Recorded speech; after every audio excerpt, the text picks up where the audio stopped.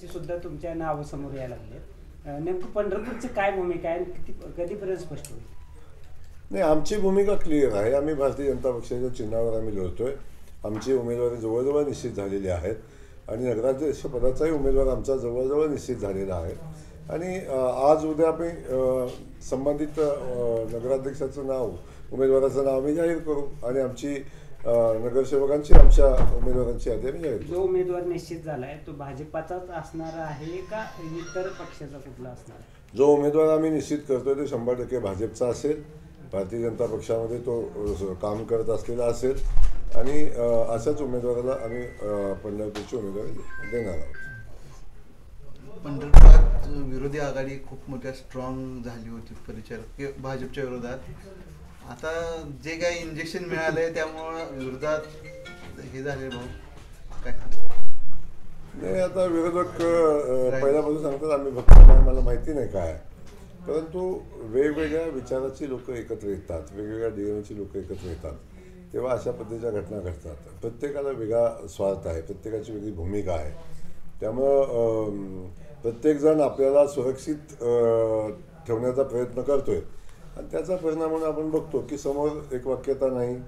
सुरुवातीला दाखवण्याचा प्रयत्न झाला, काही लोकांनी तसं घडवण्याचा प्रयत्न केला, पण ते काही घडलं नाही. आणि आता आपण बघतो की भारतीय जनता पक्ष एक मोठी शक्ती आहे पंढरपूर शहरामध्ये, या जिल्ह्यामध्ये, राज्यामध्ये आणि देशामध्ये.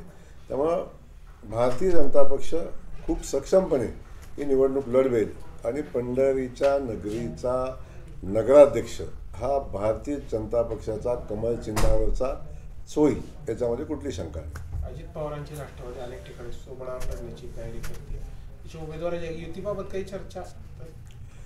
आवश्यकता होती त्या ठिकाणी चर्चा झाली, आवश्यकता नाही तिथे चर्चा झाली नाही.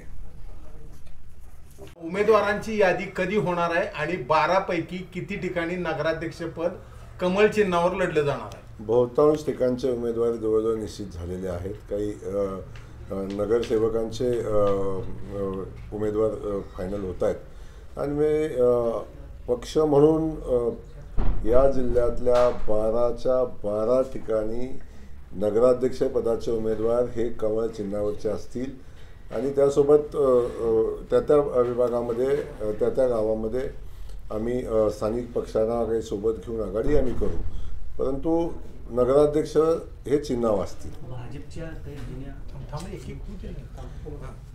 आणि साधारण हे तिकिटाचा जो विषय आहे, उमेदवारी डिक्लेअर करायचं साधारण 17 तारखेला सकाळपर्यंत सगळे उमेदवार डिक्लेअर होतील.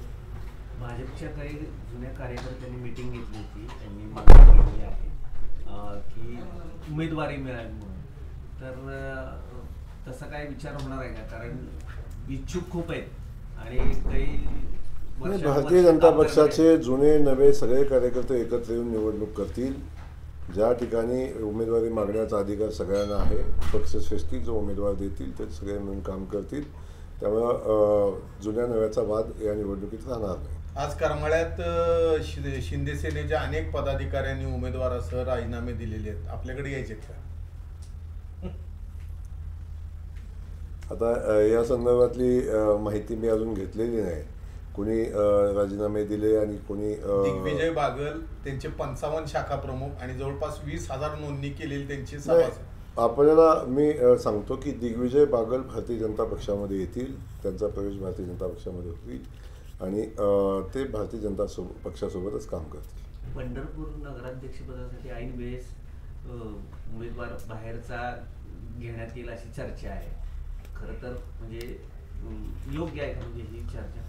म्हणजे मुळातच ही चर्चा, या अफवा कुठून येतात, तुम्हाला कुठून तुमचे सोर्स या बातम्या देतात मला माहिती नाही. भारतीय जनता पक्ष पंढरपूर शहरामध्ये खूप सक्षम आहे.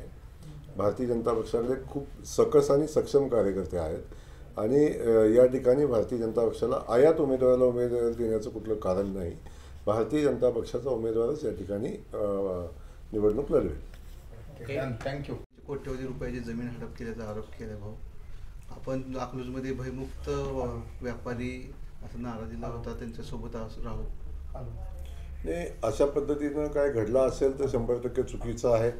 या संदर्भात मी पाठीमागेही काही डॉक्टर्स मला भेटले, काही व्यापारी मला भेटले होते आणि त्या ठिकाणी प्रचंड मोठ्या प्रमाणावर अशा पद्धतीचं काम केलं जातं. काही लोकांच्या जमिनी बळकावण्याचं काम, काही लोकांना पैसे उकळण्याचं काम, काही लोकांना गुंडगिरी लोकांच्यावर करण्याचं काम सातत्याने केलं जाते. आणि म्हणून मी प्रशासनाशी बोललो आहे, मी पोलीस व्यवस्थेशी आमचं बोलणं झालेलं आहे आणि तातडीनं संबंधितांच्यावर अशा काही गोष्टी ज्या ज्या ठिकाणी घडतात त्यांच्यावर कारवाई करण्याच्या सूचना दिलेल्या आहेत. आणि येणाऱ्या कालखंडामध्ये आमचा नाराच आहे की भयमुक्त आणि भयमुक्त अकलूज आणि खंडणीमुक्त अकलूज अशा पद्धतीची भूमिका आम्ही घेऊन येणाऱ्या निवडणुकीमध्ये जातोय आणि मला खात्री आहे की नक्की त्याला यश येईल. किती ठिकाणी आघाडी होण्याची